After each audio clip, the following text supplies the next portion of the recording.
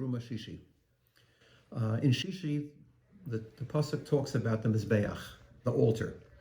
The altar was where the karbonos were brought, and in fact there were two altars.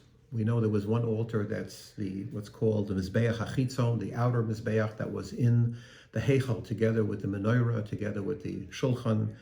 And then there was the mizbeach hazahav, the golden mizbeach, or the mizbeach hapnimi, the inner mizbeach. That mizbeach was in the kodesh hakadoshim together with the aron, was in the holy of holies, where the kohen gadol only went in one day a year. And on that mizbeach, ketairos was brought. The incense was burned on Yom Kippur. And Rav Shimshon Pincus makes an interesting analogy from these two mizbeachos. The mizbeach hachitzon, the outer mizbeach, which was one of the karbonos, was made of stone and copper. And what was done on it? Karbonos were brought. This refers to a certain type of person.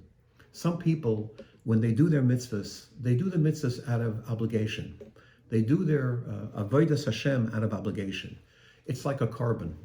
They feel like they have mesiras nefesh. They have to do, it's so hard for them, but they overcome it, and they do what they have to do. They get up early for shul, and they go to minyanim, and they daven, and they learn, but it's an ol, it's a burden on their back. And a person gets schar for that. It's like they're makriv a carbon. It's like they have to bring a sacrifice to HaKadosh Baruch Hu. It's that difficult.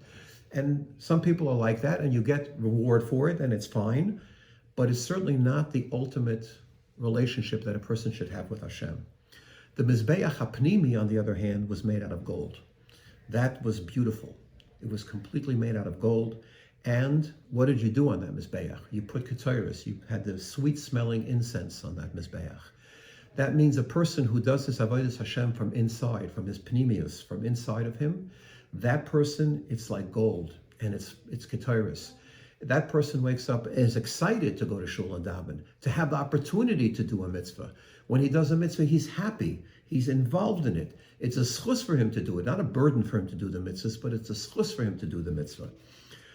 I remember Rav Moshe Sherer, who was the leader of Agudath for many, many years, always used to tell the story that in the 1940s, in the late 1930s and early 1940s in America, the Jewish life in the Orthodox community was not like it is today. They had two minyanim in shul, the early minyan and the late minyan. The only difference was the early minyan were for the people who had to come to shul because they went to work on Shabbos. They couldn't hold back, and they couldn't figure how they were going to survive. And many people with a lot of mesiras nefesh, because it was very difficult in those days to make parnasa, came to the second minyan and didn't go to work on Shabbos. And he said he always wondered, why is it that a lot of those people that were moser nefesh for Shabbos, that came to that second minyan, that he knew, their children didn't remain religious, whereas some of them, their children did remain religious. And he once asked Rav Moshe Feinstein this question, why is it? And he said Rav Moshe answered him a very simple answer.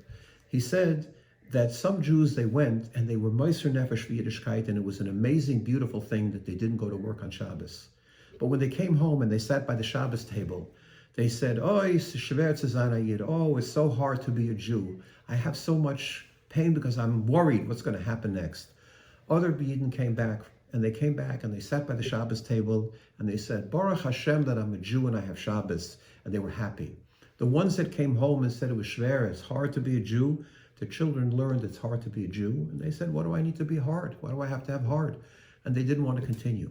And the ones who had, from the Pneumius, that had enjoyed the Shabbos and made Shabbos special for them, those are the ones whose children carried on in the same way as they did, because they also picked up the excitement.